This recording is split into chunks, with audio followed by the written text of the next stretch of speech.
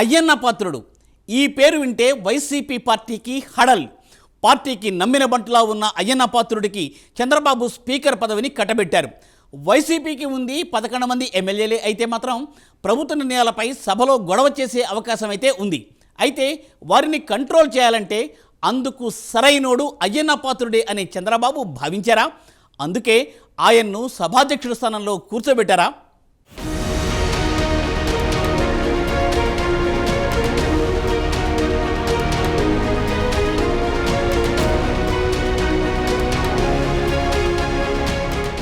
25 ఏళ్లు దాటంగానే మంత్రి పదవి, అది కూడా ఉమ్మడి ఏపీ వంటి అతిపెద్ద రాష్ట్రంలో. ఎన్టీఆర్ వంటి గొప్ప నాయకుడి మంత్రివర్గంలో ప్రతి రాజకీయ నాయకుడు కలగనే డెబ్యూ ఇది. దీనిని సొంతం చేసుకున్నారు చింతకాయల అయ్యన్న పాత్రుడు. 40 ఏళ్ల కిందటిని ఉమ్మడి ఏపీలో అతి చిన్న వయసు మంత్రి అయిన ఆయన ఇప్పుడు దాదాపు 70కి చేరువగా ఉన్న దశలో విభజిత ఏపీకి స్పీకర్ కాబోతున్నారు. అటు ఉమ్మడి ఏపీలో, ఇటు విభజిత రాష్ట్రంలో టీడీపీ అధికారంలోకి వచ్చిన ప్రతిసారి అయ్యన్న పాత్రుడికి మంత్రి పదవి దక్కింది. కానీ ఈసారి మాత్రం ఆయన శాసనసభాపతిగా రాజ్యాంగబద్ధ హోదాలో కొనసాగనున్నారు. ఉత్తరాంధ్రలో బలమైన పోలినాటి వెలమ సామాజిక వర్గానికి చెందిన అయ్యన్న పాత్రుడు ఎన్టీఆర్కు ఎంతటి అభిమాన పాత్రుడు, చంద్రబాబుకు అంతే అభిమాన పాత్రుడు. అసలు టీడీపీకే ఆయన అభిమాన పాత్రుడు, పార్టీయే ఆయనకు పంచప్రాణాలు అంటే అతిశయోక్తి కాదేమో.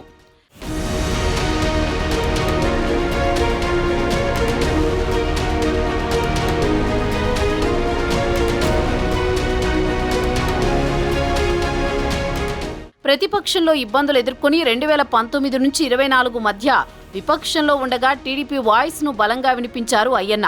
దీంతో ఆయన ఆస్తులపై గత ప్రభుత్వం కన్నేసింది. తెల్లవారుజామునే అధికారులను పంపింది. అయితే దీనికి అయ్యన్న పాత్రుడు గట్టిగానే సమాధానమిచ్చారు. మీడియా సమావేశాల్లో, పార్టీ సమావేశాలు, బహిరంగ సభల్లో వైఎస్ జగన్, మాజీ మంత్రి రోజాలను గట్టిగా విమర్శించేవారు. అత్యంత బలమైన ప్రభుత్వం ఉండగా అయ్యన్న ఇప్పుడు స్పీకర్ హోదాలో సభను నడిపించాల్సి ఉంది. అందులోనూ విపక్ష వైసీపీకి కనీసం ప్రతిపక్ష హోదా కూడా దక్కలేదు. తమపై ఒంటికాలితో లేచే అయ్యన్న స్పీకర్గా ఉండడం వైసీపీకి, ఆ పార్టీ అధినేత జగన్కు మహా ఇబ్బందికరమే. అసలు జగన్ అసెంబ్లీకి వస్తారా లేదా అనే అనుమానాల నడుమ స్పీకర్ కుర్చీలో అయ్యన్న పాత్రుడు కూర్చోబోతుండటంతో వైసీపీ ఎమ్మెల్యేలు హడలిపోతున్నట్లు రాజకీయ వర్గాల్లో ప్రచారం జరుగుతోంది.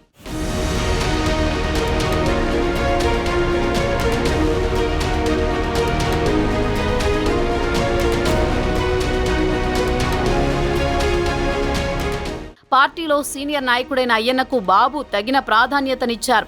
ఈ నెల 24న అసెంబ్లీ సమావేశాలు ఆరంభమవుతాయి. ఎమ్మెల్యేలందరూ ప్రమాణ స్వీకారం చేయడంతో పాటు స్పీకర్, డిప్యూటీ స్పీకర్ను ఎన్నుకోవడానికి ఈ సమావేశాలు నిర్వహిస్తున్నారు. ఈ నేపథ్యంలో స్పీకర్గా అయ్యన్న పాత్రుడును బాధ్యతలు స్వీకరించేందుకు సిద్ధమవుతున్నారు. అయితే స్పీకర్ పదవిని అయ్యన్నకు అప్పగించడం వెనుక చంద్రబాబు చాణక్యం దాగి ఉందనే అభిప్రాయాలు వ్యక్తమవుతున్నాయి. స్పీకర్ స్థానం ఎంతో ఉన్నతమైంది, రాజ్యాంగబద్ధంగా గౌరవప్రదమైంది. అంతేకాకుండా సభను సజావుగా సాగించేలా స్పీకర్ కీలక పాత్ర పోషిస్తారు. ఈ నేపథ్యంలో టీడీపీ నుంచి 7 సార్లు ఎమ్మెల్యేగా గెలిచిన అయ్యన్నకు బాబు జై కొట్టారు. సీనియారిటీ పరంగానే కాకుండా వైసీపీకి ధీటుగా సమాధానం చెప్పే నాయకుడిగా అయ్యన్నకు పేరుంది. ఈ ఎన్నికల్లో దారుణంగా పరాజయం పాలైన వైసీపీ సభలో ఎలా ప్రవర్తిస్తుందో చెప్పలేం. సభలో గందరగోళానికి, అలర్లకు వైసీపీ నాయకులు ప్రయత్నించే అవకాశాలను కొట్టిపారేయలేం. శాసనసభలో చంద్రబాబు ప్రభుత్వాన్ని ప్రశ్నించేందుకు, ఆరోపణలు చేసేందుకు వైసీపీ నాయకులు సిద్ధంగానే ఉంటారు. గెలిచింది 11 మంది సభ్యులే అయినా సభలో ఉద్రిక్తకర పరిస్థితులు రేకెత్తించేందుకు వైసీపీ వాళ్లు ప్రయత్నించే ఆస్కారం ఉందనే వ్యాఖ్యలు వినిపిస్తున్నాయి. ఈ నేపథ్యంలో ఎంతో అనుభవం ఉన్న అయ్యన్న వైసీపీకి కౌంటర్ ఇస్తారని చెప్పాలి. సభలో వైసీపీ నాయకులు ఏమాత్రం గందరగోళం సృష్టించినా అయ్యన్న గట్టిగా మందలించే అవకాశం ఉంది. అందుకే సభలో వైసీపీని కట్టడి చేయడం కోసం అయ్యన్నకు చంద్రబాబు స్పీకర్ పదవి కట్టబెట్టారనే అభిప్రాయాలు రాజకీయ వర్గాల్లో వ్యక్తమవుతున్నాయి.